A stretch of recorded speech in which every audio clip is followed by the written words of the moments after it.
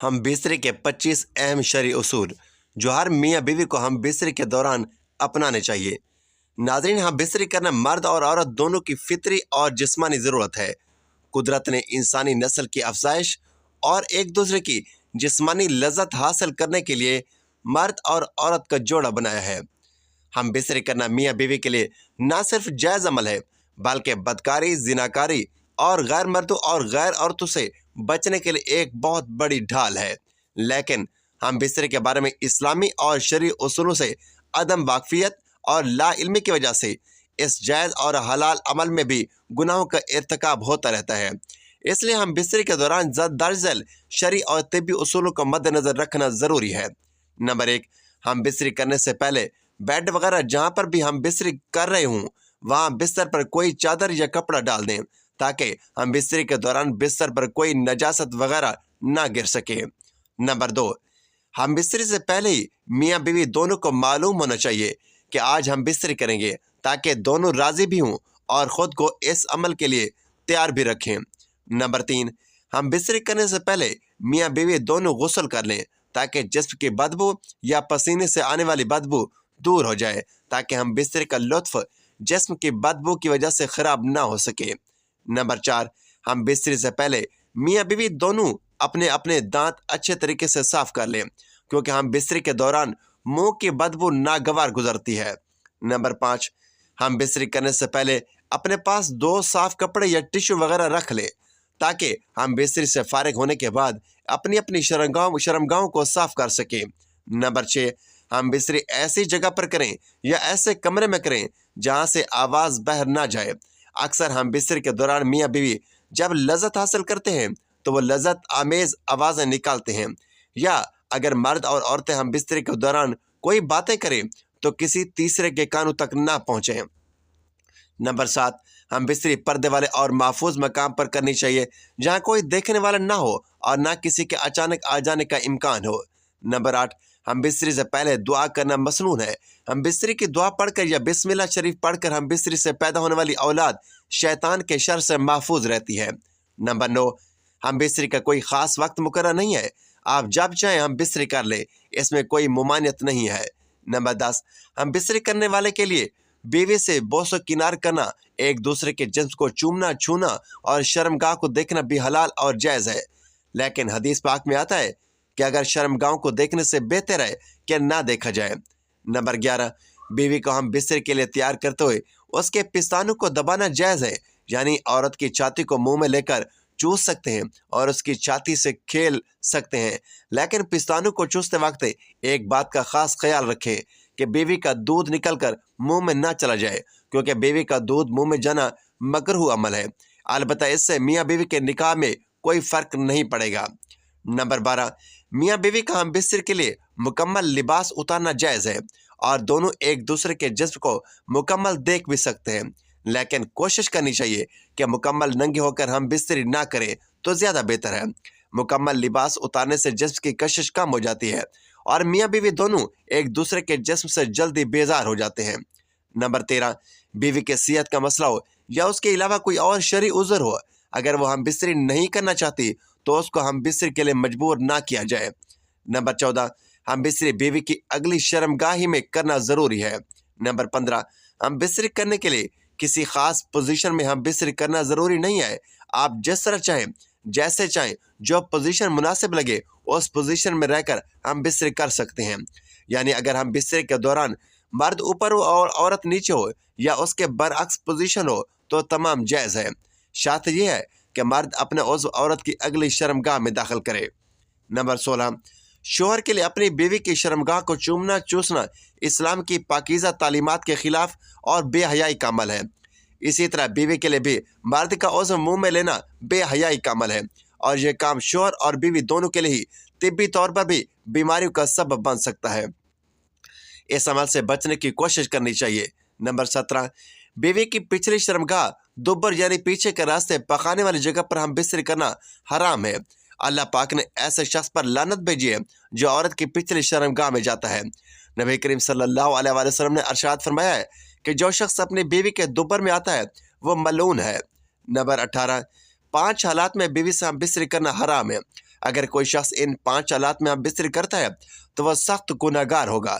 Number 1، جب عورت حیض کی حالت میں ہو، جسے پیریڈ بھی کہتے ہیں، اس دوران ہم بستری کرنا حرام ہے۔ نمبر 2، نفاس کی حالت میں، یعنی جب عورت کو بچہ پیدا ہوتا ہے تو خون چلتا ہے، جسے نفاس کہتے ہیں، اس دوران ہم بستری کرنا حرام ہے۔ جب تک کہ بچہ پیدا ہونے کے بعد آنے والا خون رک نہ جائے، ہم بستری نہیں کرنی چاہیے۔ اس خون آنے کی مدت 35 سے 40 دن تک کی ہوتی ہے، لیکن اگر عورت اس سے پہلے ہی پاک ہو جائے تو پہلے بھی ہم بستری کرنا جائز ہے۔ نمبر 3، روزے کی حالت میں ہم بستری کرنا حرام ہے۔ رمضان کی راتوں میں ہم بستری کرنا جائز ہے، لیکن دن کے وقت روزے کی حالت میں ہم بستری کرنا سخت گناہ ہے۔ ہاں، البتہ اگر میاں بیوی دونوں کا کسی عذر کی وجہ سے روزہ نہیں ہے تو وہ ہم بستری کر سکتے ہیں۔ نمبر 4، اعتکاف کی حالت میں ہم بستری کرنا حرام ہے، چاہے آپ مسجد میں بیٹھے ہوں یا گھر کے اندر۔ اگر اعتکاف کی نیت سے ہیں تو جب تک پورا نہ ہو جائے اعتکاف، ہم بستری نہ کی جائے۔ نمبر 5، احرام کی حالت میں بھی ہم بستری کرنا حرام ہے، چاہے وہ احرام عمرے کا ہو یا حج کا ہو، ہم بستری کرنا حرام ہے۔ نمبر 19، ہم بستری کے دوران مرد اور عورت کا فارغ ہونا بھی ضروری ہے۔ اکثر دیکھا گیا ہے کہ مرد فارغ ہو کر فوراً سے عورت سے علیحدہ ہو جاتا ہے۔ عورت کے فارغ ہونے تک مرد کو چاہیے کہ وہ اپنی بیوی سے علیحدگی اختیار نہ کرے۔ اگر مرد ایسا کرے گا تو میاں بیوی میں دوریاں پیدا ہونا شروع ہو جائے گی، اور کثرت سے عورت کو فارغ کیے بنا چھوڑنے سے میاں بیوی کے درمیان نفرت پیدا ہو سکتی ہے۔ اس لیے مرد کو چاہیے کہ فارغ ہونے کے بعد یکدم سے عورت سے علیحدہ نہ ہو، بلکہ اس کے فارغ ہونے کا انتظار کرے۔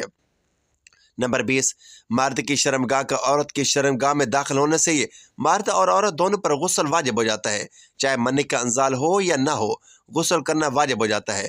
نمبر 21، اگر میاں بیوی دونوں رضامندی سے بچوں کے درمیان وقفہ چاہتے ہیں تو وقفے کی نیت سے وہ ہم بستری کے دوران منی کا اخراج شرمگاہ کی بجائے باہر بھی خارج کر سکتے ہیں، اس میں کوئی گناہ نہیں ہے۔ نمبر 22، ہم بستری کے بعد جب مرد اور عورت دونوں فارغ ہو کر علیحدہ علیحدہ ہو جائیں تو دونوں کوشش کریں کہ پیشاب کر لیں، تاکہ شرمگاہوں کے اندر رہ جانے والی منی باہر نکل جائے۔ نمبر 23، میاں بیوی کا ہم بستری کی باتیں اپنے دوستوں، اپنی سہیلیوں یا کسی اور رشتہ دار سے شیئر کرنا بے حیائی کی علامت ہے۔ حدیث مبارکہ ہے کہ نبی کریم صلی اللہ علیہ وآلہ وسلم نے ہم بستری کی باتیں دوسروں سے شیئر کرنے سے سختی سے منع کیا ہے۔ ہاں، البتہ کسی بات کا علم نہیں ہے یا کسی بات کی سمجھ نہیں آتی تو وہ باتیں کسی ڈاکٹر، کسی حکیم یا متعلقہ شخص سے نالج لینا یا دینا جائز ہے۔ نمبر 24، ہم بستری کے فوراً بعد غسل و جنابت کر لینا بہتر ہے، لیکن اگر وقتی صرف استنجا کر لیا جائے تو بھی کوئی حرج نہیں، تاہم اس کے بعد آنے والی نماز کے وقت ختم ہونے سے پہلے غسل کرنا ضروری ہے تاکہ نماز قضا نہ ہو۔ نمبر 25، میاں بیوی دونوں کا اکٹھے غسل کرنا جائز ہے، اس میں کوئی ممانعت نہیں ہے، اس لیے اگر کوئی میاں بیوی ایک ساتھ غسل کر لیتے ہیں تو اس میں کوئی حرج نہیں ہے۔ یہ تھے ناظرین ہم بستری کے 25 خاص اصول، جن کو اپنانے سے آپ کی ازدواجی زندگی خوشگوار رہے گی اور ہم بستری کے دوران آپ کو کسی بھی قسم کے مسائل کا سامنا نہیں کرنا پڑے گا۔ ان اصولوں کو اپنا کر آپ شرعی طور پر بھی ہم بستری کو سر انجام دے پائیں گے اور طبی طور پر بھی آپ کے لیے فائدہ مند ہے۔ ناظرین، اب ہم جانتے ہیں کہ رمضان میں بیوی کے پاس جانا کیسا ہے، رمضان میں بیوی سے ہم بستری کرنا کیسا ہے، رمضان میں بیوی سے ہم بستری کا بار بار کیوں کہا جاتا ہے، رمضان میں بیوی سے ہم بستری کے کیا کیا فائدے ہیں، رمضان میں بیوی سے ہم بستری کرنے کے فضائل و برکات کیا ہیں۔ ماہ رمضان میں بیوی سے ہم بستری کرنے کے 3 بڑے فائدے ہیں جنہیں جان کر آپ حیران رہ جائیں گے۔ ماہ رمضان میں بیوی سے ہم بستری کرنے کے 3 ایسے فائدے ہیں جنہیں کم ہی لوگ جانتے ہیں۔ ماہ رمضان میں بیوی سے ہم بستری کرنے کے 3 ایسے فائدوں کے متعلق لوگوں کو علم ہی نہیں، جس کی وجہ سے وہ اس مہینے میں ہم بستری نہیں کر پاتے۔ ماہ رمضان میں مرد و خواتین کی مصروفیات بڑھ جاتی ہیں، افطاری اور سحری کے انتظامات، فرض اور نفل نماز، تراویح کی نماز، قرآن پاک کی تلاوت، تسبیحات و ذکر و اذکار، ان سب کی وجہ سے ہر انسان کا وقت مینیج کرنا بڑا مشکل ہو جاتا ہے۔ ماہ رمضان میں ہر انسان نیند پوری نہ ہونے کی شکایت کرتا نظر آتا ہے۔ اگر ہم بات کریں اپنی بیوی سے ہم بستری کی تو اس طرف ذہن جاتا ہی نہیں، کیونکہ تھکاوٹ ہوتی ہے اور ہر مرد و عورت یہی کوشش کرتے ہیں کہ کسی طرح زیادہ سے زیادہ اللہ پاک کی رحمتوں اور انعامات کو سمیٹا جائے۔ 80 سے 90% لوگ ماہ رمضان میں اپنی بیوی سے مصروفیات کی وجہ سے ہم بستری نہیں کرتے۔ کچھ لوگ ایسے بھی ہیں جو یہ سمجھتے ہیں کہ رمضان کے مہینے میں اپنی بیوی سے ہم بستری کرنا حرام اور ناجائز عمل ہے۔ ऐसे लोग रमज़ान के महीने में बीवी से हम बिस्तरी को एक बहुत बड़ा गुनाह समझते हैं, लेकिन हम आपको हदीस पाक की रोशनी में बताते हैं कि रमज़ान के महीने में बीवी के साथ हम बिस्तरी करना हराम और नाजायज़ नहीं है। रमज़ान के महीने में आप अपनी बीवी के साथ हम बिस्तरी कर सकते हैं, सिर्फ रोज़े की हालत में ऐसा करना मना है। यानी रमज़ान के महीने में सिर्फ रोज़े की हालत में बीवी के साथ हम बिस्तरी करना हराम है। याद रखें, जिस तरह रोज़े की हालत में खाने पीने से रोका गया है, इसी तरह बीवी के साथ हम बिस्तरी करने से भी मना किया गया है, मगर यह काम आप रात के वक्त कर सकते हैं। माह रमज़ान में अफ्तारी के बाद से लेकर सहरी का वक्त ख़त्म होने से पहले तक अपनी बीवी से हम बिस्तरी करना जायज़ और हलाल अमल है। रमज़ान में बीवी से हम बिस्तरी करना कैसा है? रमज़ान में बीवी से हम बिस्तरी का बार बार क्यों कहा जाता है? रमज़ान में बीवी से हम बिस्तरी करने के क्या फ़ायदे हैं? इसकी मुकम्मल तफसीलात जानने के लिए वीडियो को आखिर तक ज़रूर देखें। वीडियो को लाइक, शेयर और चैनल को सब्सक्राइब ज़रूर कीजिए। रमज़ान में बीवी से हम बिस्तरी का बार बार इसलिए कहा जाता है कि माह रमज़ान में बीवी से हम बिस्तरी करने के 3 बड़े फ़ायदे हैं। माह रमज़ान में बीवी से हम बिस्तरी के 3 बड़े फ़ायदों में से पहला फ़ायदा यह है कि औलाद नेक पैदा होती है, क्योंकि रमज़ान शरीफ के महीने में अल्लाह पाक अपनी ख़ास रहमतें और बरकतें नाज़िल फरमाता है, और इस महीने में लोग इबादत करते हैं, जिसकी वजह से दिल रोशन होता है, ईमान में ताजगी और हरारत पैदा होती है। इसकी वजह से मर्द और औरत का जो पानी है, जिस पानी के ज़रिए अल्लाह ताला एक इंसान का वजूद ज़ाहिर करता है, वो भी पाकीज़ा हो जाता है। वाज़ेह हुआ कि अल्लाह के वली जिनकी औलादें भी नेक हुआ करती थीं और अब भी होती हैं, उसकी वजह से सिर्फ ये है कि वो इबादत करते हैं। दूसरा फ़ायदा यह है कि रमज़ान अल मुबारक में हम बिस्तरी करने से शैतान की शरारतों से मियाँ बीवी महफूज रहते हैं, क्योंकि रमज़ान अल मुबारक में शैतान को कैद कर दिया जाता है। रमज़ान अल मुबारक के अलावा दूसरे दिनों में शैतान खलवतगाह में दाखिल हो जाता है, जहाँ मियाँ बीवी अपनी ख्वाहिशात पूरी कर रहे होते हैं। वो अपने असरात औरत के शिकम में दाखिल कर देता है और अपनी शरारतें करता है, जिसकी वजह से शैतानी असर वाली औलाद पैदा हो सकती है। नबी करीम सल्लल्लाहु अलैहि वसल्लम ने फरमाया, शैतान तुम्हारा खुला दुश्मन है। जब बच्चा पैदा होता है तब शैतान आता है और बच्चे को परेशान करने के लिए उसके साथ शरारतें करता है, जिसकी वजह से बच्चा काफ़ी तकलीफ में रहता है। इसीलिए बच्चे की पैदाइश पर आज़ान दी जाती है, ताकि बच्चा शैतानी असरात से महफूज रहे। इसी तरह जब मियाँ बीवी मुलाकात करते हैं तो शैतान वहाँ आकर शरारतें करने की कोशिश करता है, लेकिन अगर वहाँ बिस्मिल्लाह पढ़ ली जाए तो शैतान उस जगह दाखिल नहीं हो सकता। और तीसरा फ़ायदा यह है कि माह रमज़ान में हम बिस्तरी करने पर 70 गुना ज़्यादा सवाब मिलता है, क्योंकि आप सल्लल्लाहु अलैहि वसल्लम ने फरमाया, रमज़ान के महीने में जब कोई नेकी की जाए या बुराई की जाए तो उसका बदला भी 70 गुना ज़्यादा दिया जाता है। अब एक सवाल ये पैदा होता है कि हम बिस्तरी करने पर भी सवाब मिलता है? जी हाँ, सहाबा कराम ने अर्ज़ की, या रसूलुल्लाह सल्लल्लाहु अलैहि वसल्लम, जब मियाँ बीवी हम बिस्तरी करें तो क्या उनको सवाब मिलता है? आप सल्लल्लाहु अलैहि वसल्लम ने फरमाया, जी हाँ, अगर वह निकाह के ज़रिए अपनी ख्वाहिश पूरी करे तो अल्लाह उन्हें सवाब अता फरमाता है।